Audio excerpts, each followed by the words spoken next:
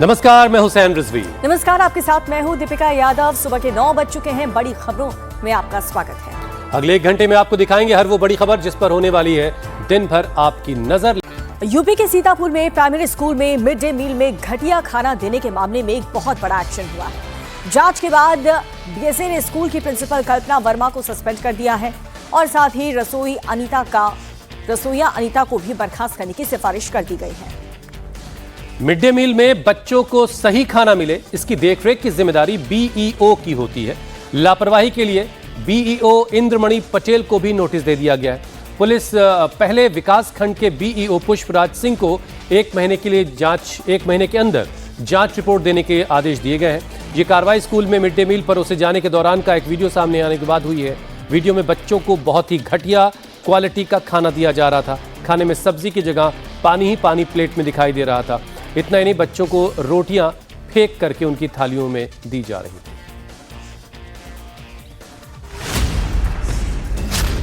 खाने की थाली में सब्जी की जगह पानी, थाली में सब्जी के 2 टुकड़े, बाकी पानी ही पानी। सब्जी इतनी पतली कि परोसते वक्त जमीन पर पानी की तरह फैल गई।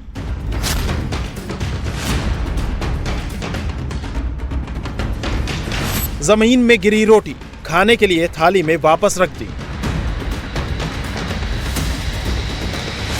ये तस्वीरें हैं उस खाने की जिस पर सरकार हर साल करोड़ों रुपए खर्च करती है।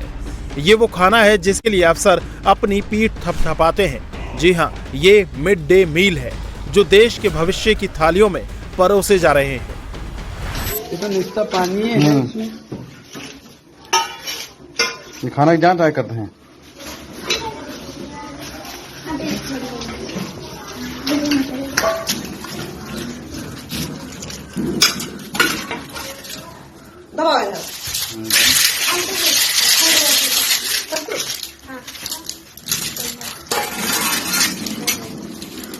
रोटी को पाओ। सब्जी में पानी इतना ज्यादा था कि परोसने से जमीन पर फैल गया।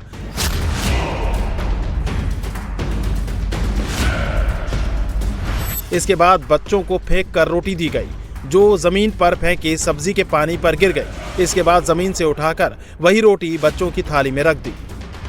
स्कूल के अंदर हालात कितने खराब हैं कि बच्चों को पहले तो पानी वाली सब्जी और सूखी रोटी परोसी गई। उसके बाद फर्श पर बैठकर खिलाने के बजाय बच्चे काई लगी जमीन पर बैठकर खाना खाने को मजबूर हैं। एक बार फिर देखिए, थाली में सब्जी की जगह पानी ही पानी दिख रहा है और सब्जी के नाम पर 2 टुकड़े। और अगर किसी बच्चे ने ज्यादा सब्जी मांग ली फिर उसे 1 चमचा और पानी।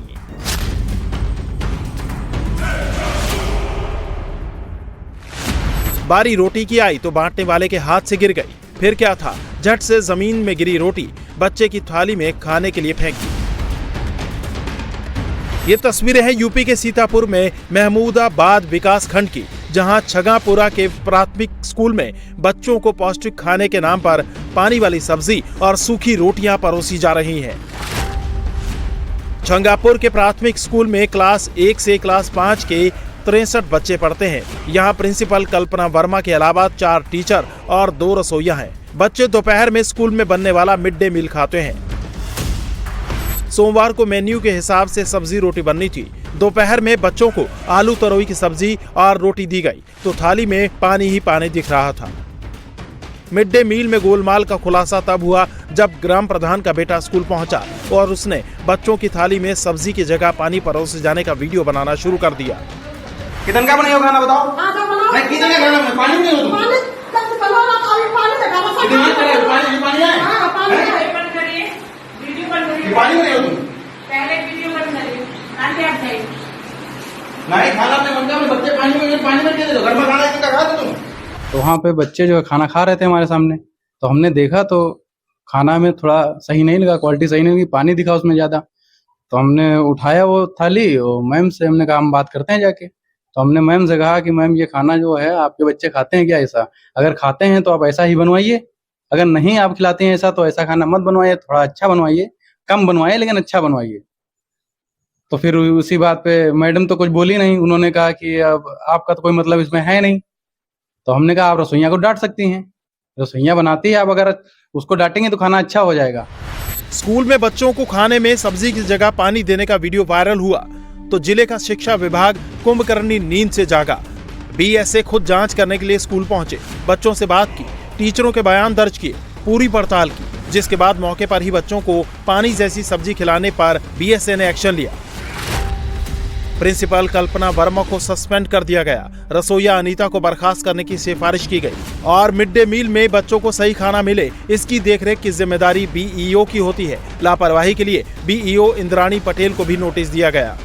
पता चला कि ये शिथिल पर्यवेक्षण है यहाँ के प्रधानाध्यापक का, और कहीं न कहीं रसोइया जो मुख्य रसोइया है, अनीता नाम है उनका, उनकी लापरवाही है, और कल्पना वर्मा यहाँ की प्रधानाध्यापिका है, उनको सस्पेंड कर दिया गया है, और अनीता जो यहाँ की रसोइया हैं उनको जो है रसोइया पद से बर्खास्त करने का निर्देश दिया गया है।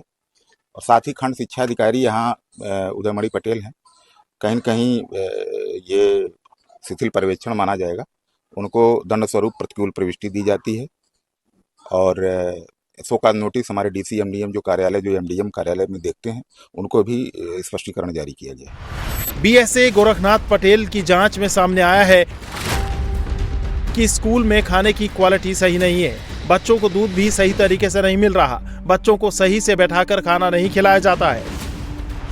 छंगापुर के प्राथमिक स्कूल में घटिया क्वालिटी का खाना परोसे जाने के बाद अब जिला प्रशासन भी एक्शन में आ गया है। सीतापुर डीएम ने जिले के सभी स्कूलों में मिड डे मील के जांच के आदेश दिए हैं। हरियाणा के सोनीपत से रिश्तों की कड़वी सच्चाई को उजागर करने वाली एक कहानी सामने आई, जहां पिता ने अपनी बेटियों से मिलने की चाहत में दम तोड़ दिया, लेकिन बेटियों के पास पिता के अंतिम दर्शन के लिए वक्त भी नहीं था। वृद्धाश्रम में रह रहे एक कपड़ा व्यापारी शिवचरण रतन गुप्ता की मौत के बाद उनके अंतिम संस्कार में कोई भी उनका अपना नहीं पहुंचा। महाराष्ट्र के रहने वाले शिवचरण एक समय में बड़े कपड़ा व्यापारी थे और उनका कोई बेटा नहीं था। उन्होंने अपनी 3 बेटियों को पढ़ा लिखा कर कामयाब बनाया, लेकिन मौत की खबर पाकर के भी कोई भी बेटी उनके अंतिम संस्कार में नहीं पहुंची। ऊपर से 5100 रुपए भेज करके पिता के अंतिम संस्कार का वीडियो बनाकर भेजने के लिए कह दिया।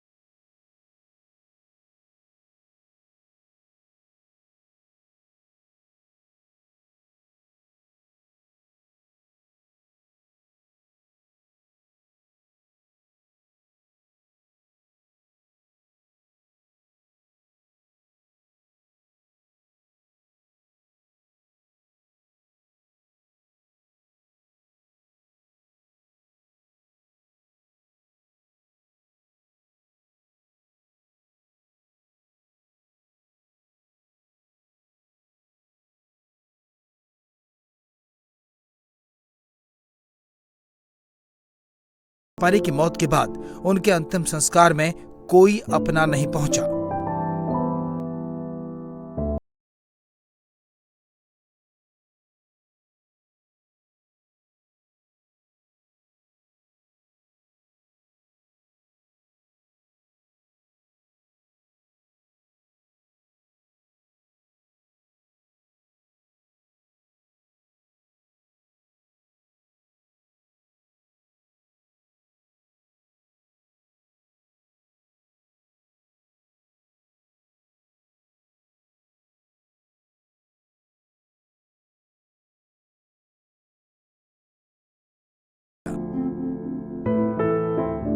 बड़ी बेटी अनीता ने 5100 रुपए ऑनलाइन ट्रांसफर कर दिए ताकि अंतिम संस्कार सोनीपत में ही करवाया जा सके। इसके बाद आश्रम के लोगों ने शिवचरण का अंतिम संस्कार किया। छोटी बेटी प्रिया वीडियो कॉल पर पिता को देखती रही। इस दौरान उसके मुंह से बस एक शब्द निकल पाया, पापा।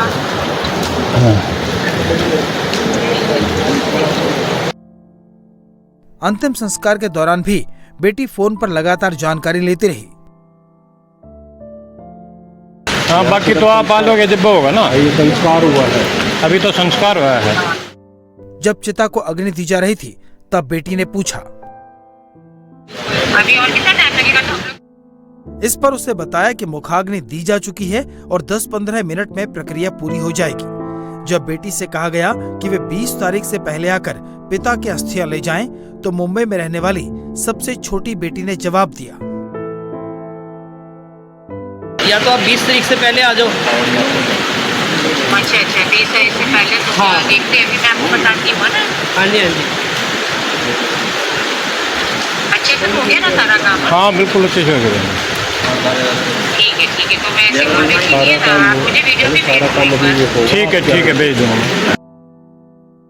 शिवचरण अपने जीवन के आखिरी वर्षों में भले ही अपनी संतानों के प्यार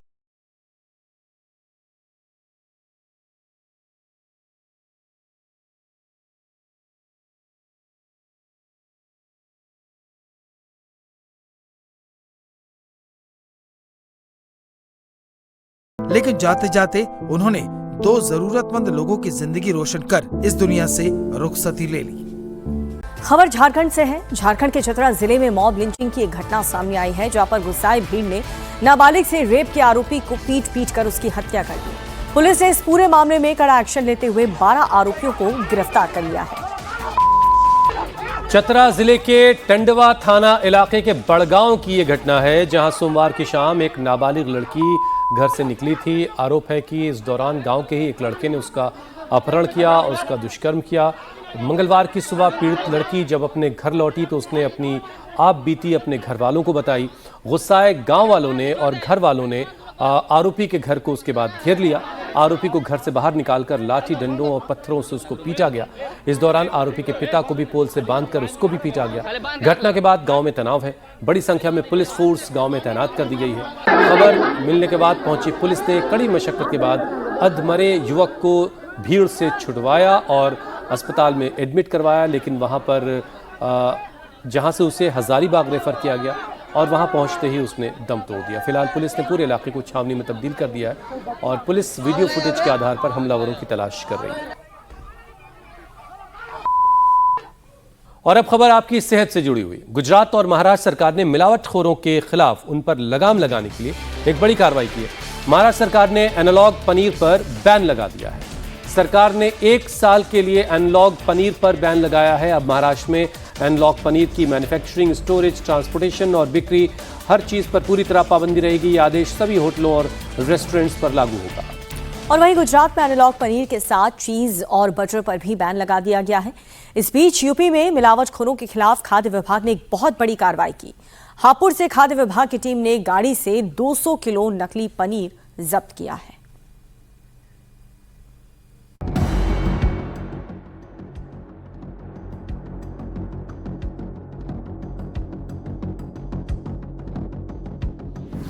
मिलावटखोरी पर यूपी से महाराष्ट्र तक एक्शन।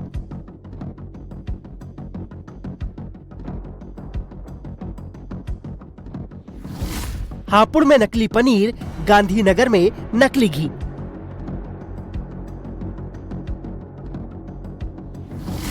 महाराष्ट्र से गुजरात तक एनालॉग पनीर पर बैन।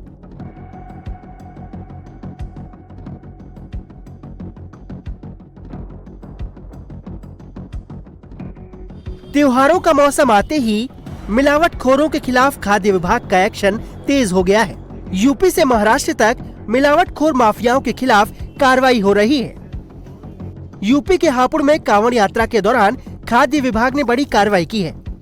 बुधवार को खाद्य विभाग की टीम ने एक गाड़ी से 200 किलो नकली पनीर बरामद किया। नकली पनीर को ड्रमों में भरकर टोडरपुर से हापुड़ सप्लाई के लिए लाया गया था। खाद्य सुरक्षा विभाग की टीम ने मौके पर ही पनीर की जांच की और इसके 2 नमूने जांच के लिए लैब भेजे गए। पनीर जो है ये गाड़ी जो है टोडरपुर से आई हुई है, यहाँ पकड़ी गई है। इसके 2 नमूने लिए गए हैं। पनीर जो है मिलावटी प्रतीत हो रहा है, जिसे जो है सैंपल लेने के बाद नष्ट कराया जाएगा। लगभग 2 कुंटल पनीर है। ये गाड़ी टोडरपुर से यहाँ आई हुई थी में, जहाँ भी सप्लाई भी पता करेंगे और क्लियर करेंगे कहाँ कहाँ कर रहा है। नमूने लेने के तुरंत बाद अधिकारियों ने मिलावटी पनीर को गड्ढा खुदवाकर पूरी तरह नष्ट कर दिया। खाद्य विभाग की माने तो इस नकली पनीर को कांवड़ यात्रा के दौरान श्रद्धालुओं को खिलाने का प्लान था। वहीं मिलावटी पनीर को लेकर महाराष्ट्र और गुजरात में भी बड़ा एक्शन हुआ है। दोनों राज्यों में एनालॉग या नॉन डेयरी पनीर पर 1 साल के लिए बैन लगा दिया गया है। इस दौरान एनालॉग पनीर के मैन्युफैक्चरर, डिस्ट्रीब्यूटर, स्टोरेज, ट्रांसपोर्टेशन और बिक्री पर पूरी तरह रोक रहेगी। ये आदेश सभी होटलों और रेस्टोरेंट्स पर लागू होगा। गुजरात में तो एनालॉग चीज और बटर पर भी बैन लगा दिया गया है। महाराष्ट्र में पहले से ही गुटखा या अनुषंगिक जो प्रोडक्ट्स है, फूड प्रोडक्ट्स है, आइटम्स है, उसमें प्रोहिबिशन है। एक्ट में एट ए टाइम 1 साल के लिए ही कर सकते हैं।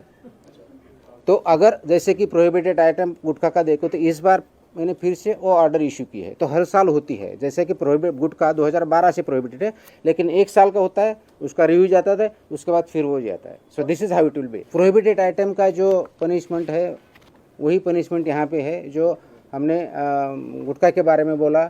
सेम पनिशमेंट जो हमारे अनसेफ है तो सेक्शन 59 लागू होता है, वहाँ पे लाइफ इम्प्रिजनमेंट होता है।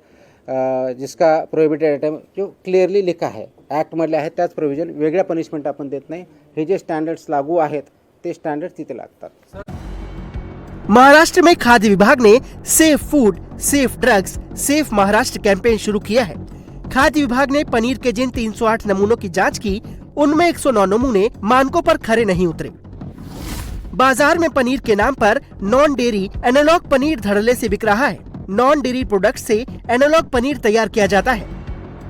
परेशानी की बात यह है कि एनालॉग पनीर के लिए फिलहाल कोई स्पष्ट स्टैंडर्ड नहीं है। एफडीए ने इस साल 25 मई से 31 जुलाई तक पूरे महाराष्ट्र में मेगा ड्राइव चलाकर भारी मात्रा में नकली और मिलावटी पनीर बरामद किया है।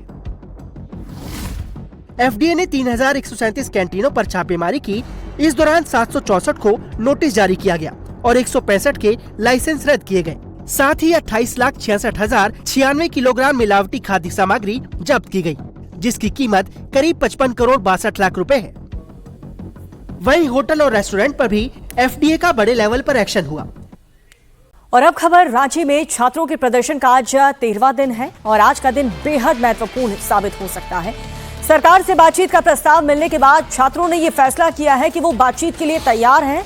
देर रात कोर कमेटी ने यह फैसला किया कि 5 छात्रों का डेलीगेशन सरकार से बातचीत के लिए जाएगा।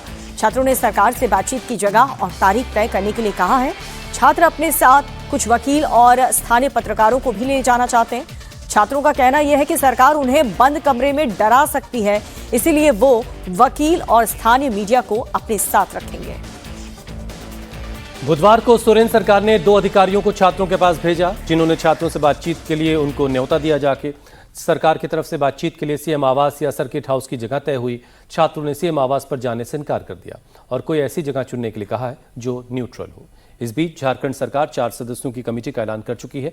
इस कमेटी में हेमंत कैबिनेट के मंत्री हैं। सूत्रों के मुताबिक इस कमेटी में राज्य के उच्च शिक्षा मंत्री सुदिव्य कुमार सोनू, ग्रामीण विकास मंत्री दीपिका पांडे, समाज कल्याण मंत्री चमरा लिंडा और श्रम मंत्री संजय प्रसाद यादव शामिल हो सकते हैं। राज्य सरकार की ओर से यहाँ के लोकल एसडीओ के माध्यम से हम लोग के पास ये मैसेज भिजवाया गया कि सरकार जो है सो हम छात्र डेलीगेशन से वार्ता करने के लिए, संवाद करने के लिए तैयार है। हम सभी छात्र जो है सो इस बात का स्वागत करते हैं। अगर सरकार हम लोगों से वार्ता करने के लिए तैयार है, संवाद करने के लिए तैयार है, तो हम उनका स्वागत करते हैं। कल जो है सो हम लोग का वार्ता होना है, लेकिन डेट टाइम तिथि निर्धारित नहीं की गई है। सरकार की ओर से अभी तिथि और स्थान, सरकार की ओर से अभी स्थान और तिथि का निर्धारण नहीं किया गया है, हमें जानकारी नहीं प्रदान की गई है। तो हम सरकार से चाहते हैं कि हमें स्थान और तिथि बताई जाए कि वार्ता कब करनी है, उसी हिसाब से हम लोग अपनी तैयारी करेंगे। आपकी तरफ से कितने लोग जाने वाले हैं? कौन कौन क्या नाम तय हो गए हैं? अभी नाम फाइनलाइज नहीं हुए हैं, हम लोग बैठ के नाम तय कर रहे हैं। 5 लोगों की डेलीगेशन जाएगी। 5 दिन। इसमें कौन आप ही सब लोग शामिल होंगे या छात्रों? ये नहीं, छात्र ही होंगे और ये तय करेगी कोर कमेटी की कौन कौन जाने वाले हैं। प्रदर्शन कर रहे ज्यादातर छात्रों का मानना है कि बातचीत खुली जगह पर होनी चाहिए ताकि सरकार किसी वादे से मुकर न पाए। यहाँ ख़त्म करने के लिए हम लोग को बुलाया जा रहा है कि आप आइए, 5 सदस्यीय टीम हमारे यहाँ से हम लोग से बात कीजिए, तो फिर वही हो जाएगा कि इस आंदोलन का कोई निर्णय नहीं निकल पाएगा। तो हम लोग ये नहीं चाहते, हम लोग सिर्फ चाहते हैं कि मुख्यमंत्री अगर बात ही करना है तो आप आइए, खुले मंच में हम लोग वेलकम है, आप बात कीजिए लाइव कैमरा के सामने, आप जो भी बात रखना है बात रखिए। अगर हम लोग को अच्छा लगेगा तो हम लोग मानेंगे और नहीं अच्छा लगेगा तो नहीं मानेंगे। वो तो अलग बात है सर, आप 4 नहीं आप 14 मंत्रियों को बैठा दो, उससे हम लोग को कोई मतलब नहीं है। बस हम लोग को इस बात से मतलब है कि हमारी मांग मानी जाए, और बहुत बड़ी मांग हम लोग की नहीं है। अब मीडिया बंधु के सामने आप बैठाइए ना हम लोग को, अब बंद कमरे में हम लोग क्या बात करेंगे? कोई पर्सनली आपसे तो कोई बात नहीं है ना सर, सारे छात्रों की बात है ना। रात में अचानक से कांग्रेस के कुछ ये नेतागण भी आए हुए थे, तो वो लोग भी आश्वासन दिए हैं, लेकिन हम लोग खुश नहीं हैं। एक उन लोग जिस तरह से बात किए और जिस तरह से मतलब हम लोगों के बात को सुने, नहीं लगता है कि हम लोगों की बात को सुनी जाएगी। अब झारखंड में परीक्षा में धांधली को लेकर के हेमंत सोरेन सरकार पर प्रेशर बढ़ा तो सीआईडी ने भी अपना एक्शन तेज कर दिया। झारखंड लोक सेवा आयोग और झारखंड कर्मचारी चयन आयोग की भर्ती परीक्षाओं में धांधली की जांच करने वाली सीआईडी ने बुधवार को एक बहुत बड़ी कार्रवाई करते हुए 5 और आरोपियों को गिरफ्तार कर लिया है। इसके साथ ही इस पूरे मामले में अब तक 19 आरोपी गिरफ्तार हो चुके हैं। बुधवार को सीआईडी ने रांची और लखनऊ में रेड की, कई गिरफ्तारियां की। एजेंसी के मुताबिक पहले गिरफ्तार आरोपियों से पूछताछ के बाद रांची और लखनऊ में छापेमारी हुई है। गिरफ्तार आरोपियों में उमाकांत उरांव, रोशन केरकेट्टा, मनोज कुमार, रक्षक सिंह और धर्मेंद्र कुमार हैं। उमाकांत, रोशन और मनोज कुमार पर आरोप है कि उन्होंने जेपीएससी के प्रीलिम्स एग्जाम में धोखाधड़ी और अनुचित साधनों का इस्तेमाल किया और एग्जाम पास किया। वहीं लखनऊ से गिरफ्तार रक्षक सिंह जेपीएससी परीक्षा का संचालन करने वाली कंपनी जो है टीडीपीएल, उसमें अकाउंटेंट का काम करता था। सीआईडी का कहना है कि उसने भी कथित रूप से धांधली करके एग्जाम पास किया। इसी मामले में धर्मेंद्र कुमार को भी गिरफ्तार किया गया, जिसकी भूमिका की जांच हो रही है। छापेमारी के दौरान सीआईडी ने मामले से जुड़े डिजिटल उपकरण, इलेक्ट्रॉनिक डिवाइसेस, कुछ सबूत और महत्वपूर्ण दस्तावेज जब्त कर लिए हैं। संसद के दोनों सदनों में आज भी हंगामे के आसार है। सरकार ने डेडलॉक तोड़ने की कोशिश की, लेकिन राहुल गांधी अपनी जिद पर अड़े हैं। इसीलिए आज लोकसभा की रिवाइज्ड बिजनेस लिस्ट में एफसीआरए संशोधन कानून वाला बिल शामिल नहीं किया गया। सरकार के सूत्रों का कहना है विपक्ष के सांसद संसद चलने देने में गतिरोध उनकी तरफ से कायम है और उसको तोड़ने में अब तक सफलता नहीं मिली है। अब सरकार हंगामे के बजाय चर्चा के लिए सभी फैक्ट्स को सदन में स्पष्ट करके ही बिल को पास कराना चाहती है, लेकिन विपक्ष इसके लिए अभी भी तैयार नहीं है। संसदीय कार्य मंत्री किरेन रिजिजू ने राहुल गांधी से डीलिमिटेशन और विमेन रिजर्वेशन बिल को लेकर के सहयोग मांगा है, लेकिन राहुल गांधी इस बात पर अड़ गए हैं कि जब तक सरकार राम मंदिर में चंदे चोरी और दिल्ली में छात्रों के खिलाफ हिंसा पर चर्चा नहीं करवाती, गृहमंत्री अमित शाह जवाब नहीं देते, तब तक सदन नहीं चलने दिया जाएगा। और बड़ी खबर यूपी के प्रयागराज से, जहां पर राहुल के कार्यक्रम में छात्रों की गूंज को पूर्व में दी गई अनुमति को रद्द करने की विवाद खड़ा हो चुका है। यूपी कांग्रेस ने इस पर सवाल खड़े किए हैं। कायस्थ पाठशाला ट्रस्ट की ओर से हाईकोर्ट के आदेश का हवाला देते हुए इस कार्यक्रम को इजाजत को जो दी गई थी उसे रद्द कर दिया गया है। ट्रस्ट की तरफ से कहा गया कि स्कूल कॉलेज के मैदान को किसी भी व्यावसायिक गतिविधि में इस्तेमाल नहीं किया जा सकता और इस कार्यक्रम से 2 स्कूलों के छात्रों की पढ़ाई पर भी असर पड़ेगा। इसे देखते हुए 8 अगस्त को होने वाले कार्यक्रम को कायस्थ पाठशाला ने रद्द कर दिया, इसके बावजूद कि पहले इस कार्यक्रम की परमिशन दी गई थी।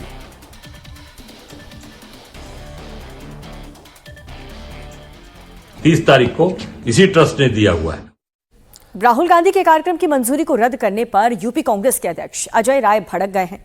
अजय राय ने यह कहा कि यह सब कुछ राज्य सरकार के इशारे पर हो रहा है, जबकि स्कूल के मैदान को शादी और दूसरे समारोह के लिए किराए पर कई बार दिया गया है।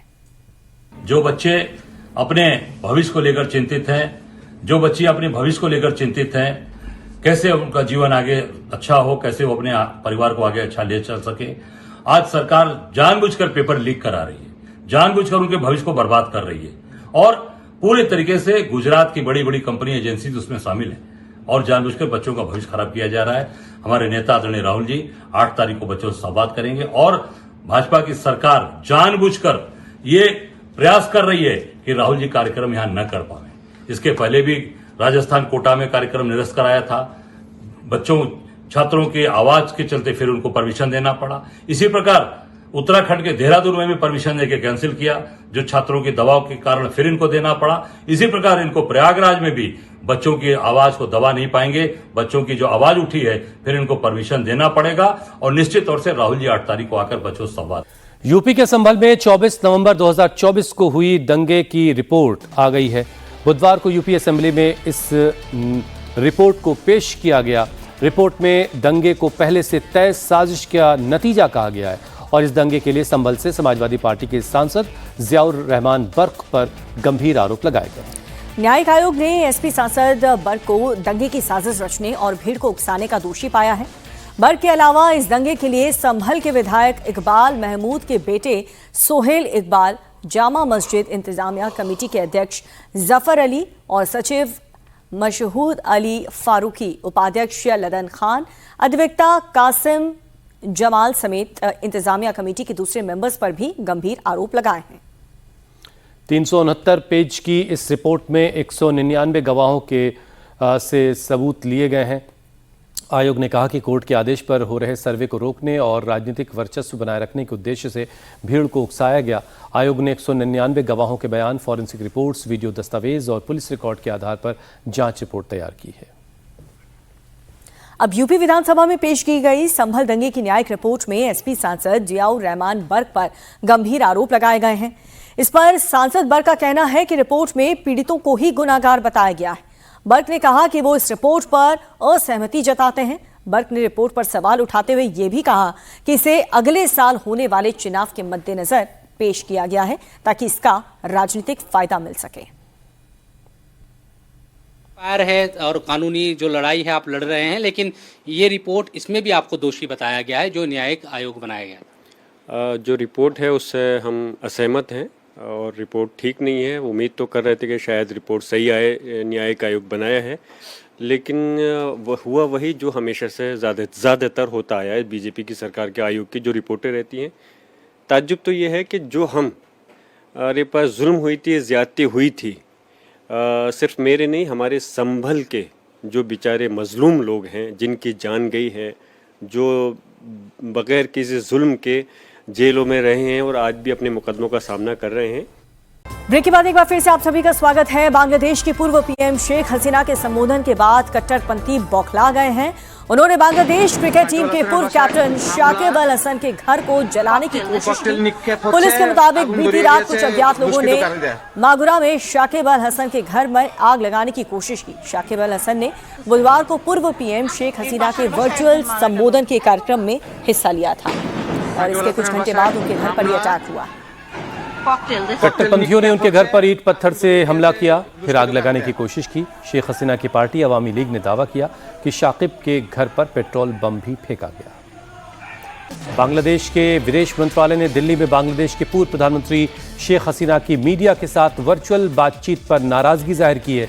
विदेश मंत्रालय ने सोशल मीडिया पोस्ट में शेख हसीना पर जेनोसाइड के आरोप लगाते हुए कहा कि पूर्व पीएम ने बांग्लादेश और वहां के लोगों के खिलाफ जहरीली बातें की। विदेश मंत्रालय ने कार्यक्रम की इजाजत देने पर अफसोस जताते हुए कहा कि इस कार्यक्रम से हमारे भारत के साथ द्विपक्षीय रिश्तों को फिर से बेहतर बनाने की कोशिशों पर असर पड़ सकता है। और अब खबर यूपी से है। यूपी में बीएसपी के इकलौते विधायक उमाशंकर सिंह का निधन हो गया है। उमाशंकर सिंह बलिया की रसड़ा विधानसभा सीट से विधायक थे। बीएसपी चीफ मायावती ने अब से थोड़ी देर पहले उमाशंकर सिंह को श्रद्धांजलि दी। यूपी विधानसभा अध्यक्ष सीएम योगी और अखिलेश यादव ने भी उमाशंकर सिंह के निधन पर दुख जाहिर किया है। बड़ी खबर यूपी के प्रतापगढ़ से है, जहां के महुली में एक 100 साल पुराना जर्जर मकान ढह गया और इस मकान के मलबे में दबने से एक ही परिवार के 6 लोगों की मौत हो गई। जानकारी के मुताबिक हादसे के वक्त पूरा परिवार घर में सो रहा था। सभी मलबे की चपेट में आ गए और उनकी मौत हो गई। मलबे से सिर्फ एक युवक को सुरक्षित बचाया जा सका। घटना की खबर मिलते ही पुलिस और प्रशासन की टीम मौके पर पहुंची। रेस्क्यू शुरू हुआ। मलबे में दबे हुए सभी लोगों को निकाला गया। अस्पताल पहुंचाया गया, लेकिन अस्पताल पहुंचने पर डॉक्टरों ने 6 लोगों को मृत घोषित कर दिया। मृतकों में एक ही परिवार के प्रमोद श्रीवास्तव, रीता, नितिन, माधुरी, माधव और अद्विक हैं। मैं देखा कि इतना मतलब शरीर हमारी मट्टी में दबी थी। उसके बाद मुझे नहीं पता, मैं खाली उठ के तुरंत ही सबको देखा, सब दबे पड़े थे मेरे परिवार वाले। मैं अकेले ही पहले कुछ निकालने की कोशिश कर रहा था, लेकिन मुझसे उतना नहीं हो पाया। देश भर में मानसूनी आफत से हाहाकार मचा है। कई राज्यों में बाढ़, बारिश और लैंडस्लाइड लोगों के लिए मुसीबत बनी हुई है। असम और जम्मू कश्मीर में सबसे बुरे हालात हैं, जहां नदी नाले उफान पर हैं। बाढ़ की चपेट में कई इलाके हैं, लोग परेशान हैं, जिसे देखते हुए IMD ने आज भी अलर्ट जारी किया है। इसके अलावा मौसम विभाग ने आज 17 राज्यों के लिए अलर्ट जारी किया है, जहां कई जगहों पर भारी बारिश और आंधी की भी चेतावनी जारी हुई है। ऐसे में लोगों को सावधान रहने के लिए कहा गया है। दिल्ली NCR में देर रात से बारिश हो रही है, सड़कों पर पानी भर गया है, जगह जगह ट्रैफिक लगने से लोगों को दिक्कत हो रही है। IMD ने आज भी बारिश का ऑरेंज अलर्ट जारी किया है।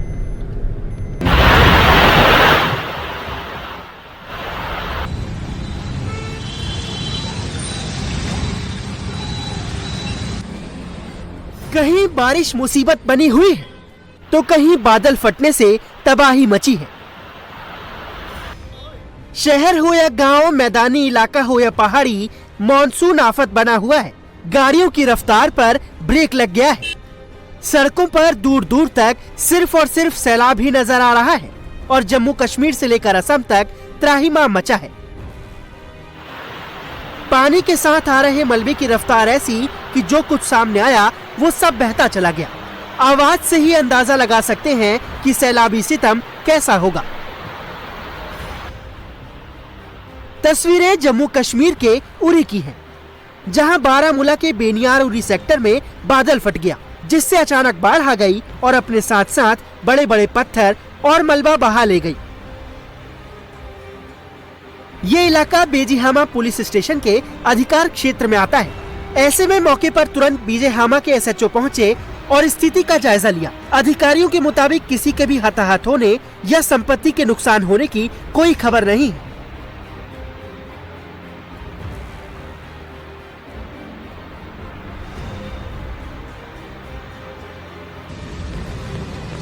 जम्मू कश्मीर के साथ साथ पहाड़ी राज्य उत्तराखंड में भी बारिश का तांडव जारी है। हरिद्वार से लेकर देहरादून तक लगातार बारिश की वजह से जगह जगह पानी भरा है। सड़कें पानी में डूबी हुई हैं। निचले इलाकों के घरों तक में कई फीट पानी भर गया है और गाड़ियों की रफ्तार पर ब्रेक लग गया है।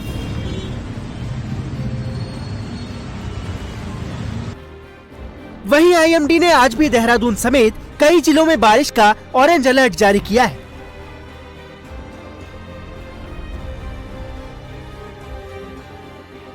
पहाड़ी राज्यों के साथ साथ मैदानी इलाकों में भी हालात खराब हैं और सबसे ज्यादा परेशानी असम में देखने को मिल रही है। असम में मॉनसून कहर बनकर बरसा है। कई इलाके बाढ़ की वजह से बुरी तरह प्रभावित हैं। असम में अब तक बाढ़ से 89 लोगों की मौत हो चुकी है।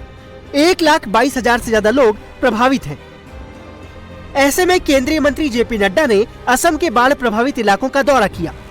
CM हिमंता बिस्वा शर्मा के साथ हवाई सर्वे किया और ट्रैक्टर ट्रॉली में बैठकर बाढ़ प्रभावित इलाके का दौरा किया। दरअसल 19 जुलाई को आई बाढ़ में असम के 7 जिले प्रभावित हुए हैं, लेकिन सबसे बुरा हाल शिवसागर, चराईदेव, जोरहाट और गोलाघाट जिलों का है। शिवसागर के नेपाली खुट्टी गांव में तो बाढ़ के 18 दिन बाद भी घरों और सड़कों पर कीचड़ है। गाद की मोटी परत जमी हुई है। ऐसे में JP नड्डा ने प्रभावित परिवारों से मुलाकात की और भरोसा दिलाया कि केंद्र सरकार हर संभव मदद करेगी। मुख्यमंत्री जी ने रिलीफ का काम जो बचाव के दृष्टि से आवश्यक है, पूरी तीव्र गति से यहाँ राहत पहुँचाने का काम किया है। नुकसान इतना हुआ है कि इसमें समय लगेगा, लेकिन मैं आपको प्रधानमंत्री मोदी जी की तरफ से ये विश्वास दिलाना चाहता हूँ कि कोई भी कमी भारत सरकार की ओर से नहीं रहेगी।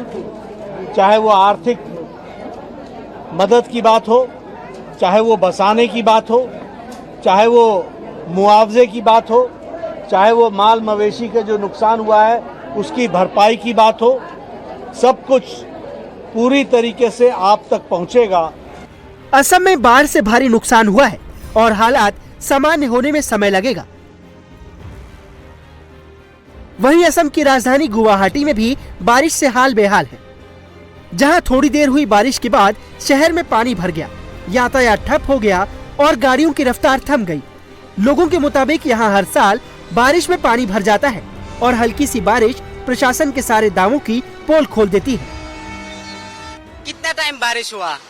5-10 मिनट ऐसा बारिश हुआ। इससे बारिश होने के लिए देखो आप भी देख रहे हैं कितना है पानी जमा हो गया। हम लोग 1 घंटा से यहाँ रुका है, जाने के लिए कोई रास्ता है ही नहीं है, कहाँ से जाऊँ पता ही नहीं है, क्या करूँ।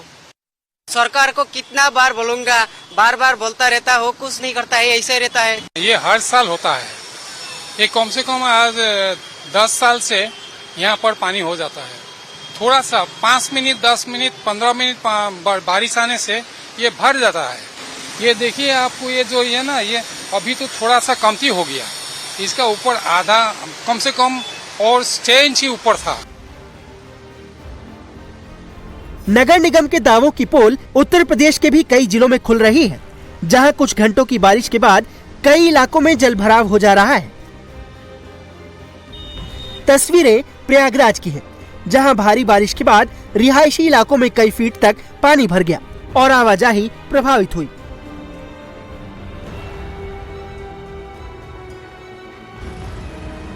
इसके अलावा वाराणसी में भी बारिश के बाद सड़कें पानी से लबालब दिखी, घरों तक में घुटनों तक पानी भर गया और लोग घरों में कैद होने को मजबूर दिखे। वहीं आज भी आईएमडी ने शहर में बारिश का ऑरेंज अलर्ट जारी किया है।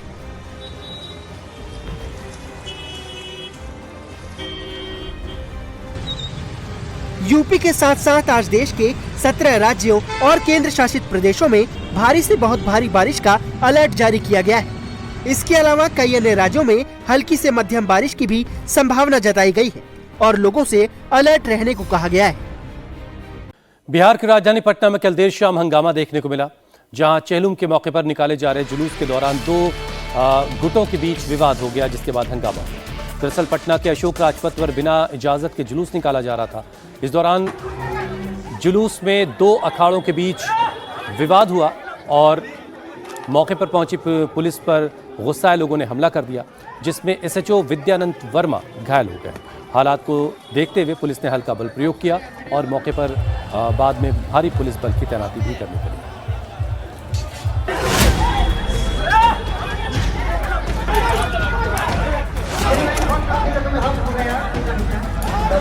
पटना में चेहल्लुम के जुलूस में हिंसक झड़प, 2 अखाड़ों के बीच विवाद, पुलिस वालों पर अटैक। क्या बोलते रहे, 2 झड़प हुआ था 2 गुट में, पूजा करने गए उसी में चोट लग गया। तस्वीरें बिहार की राजधानी पटना की हैं, जहां चेहल्लुम के मौके पर निकाले जा रहे जुलूस के दौरान 2 अखाड़ों के बीच विवाद के बाद हंगामा हो गया। हिंसक झड़प की चपेट में पुलिस वाले घायल हो गए। दरअसल बुधवार शाम को पटना के अशोक राजपथ पर शिया समुदाय चेहल्लुम के मौके पर जुलूस निकाल रहा था। इस दौरान खाजे कला थाना क्षेत्र के बेलवरगंज अखाड़े और दूसरे अखाड़े के जुलूस के बीच किसी बात को लेकर विवाद हुआ और देखते ही देखते हंगामा होने लगा। हालांकि घटना की सूचना जैसे ही पुलिस को लगी तो हालात को काबू में करने के लिए खाजे कला थाना प्रभारी खुद मौके पर पहुंचे, लेकिन बेकाबू भीड़ ने उन पर भी अटैक कर दिया, जिससे उनके सिर पर गंभीर चोट लग गई और घायल थाना प्रभारी को तत्काल इलाज के लिए अस्पताल ले जाया गया। जानकारी के मुताबिक एसएचओ पर तब हमला हुआ जब वो पुलिस बल के साथ मिलकर चेहल्लुम के जुलूस को रोकने की कोशिश कर रहे थे, जो बिना इजाजत के निकाला जा रहा था। थी तो क्या एक दूसरे में झगड़ा किया था, उसी को बचाने होंगे। तो ये कहाँ क्या अखाड़ा से यही झड़प की गई थी सर? बेलवरगंज का था, यही था। क्या अखाड़ा पर क्या कार्रवाई की जाएगी अभी इसमें? जांच कर रहे हैं। उसी आपस में झगड़ा किया, हम लोग एक दूसरे के बीच बचाव करने गए, उसी में हमको लग गया। हंगामे की वजह से अशोक राजपथ पर अफरा तफरी और भगदड़ जैसी स्थिति बन गई, जिसके बाद मौके पर तैनात पुलिस ने हल्का बल प्रयोग कर स्थिति को काबू में किया। वहीं घटना के बाद इलाके में अतिरिक्त पुलिस बल की तैनाती कर दी गई है और पुलिस पूरे मामले की जांच में जुट गई है।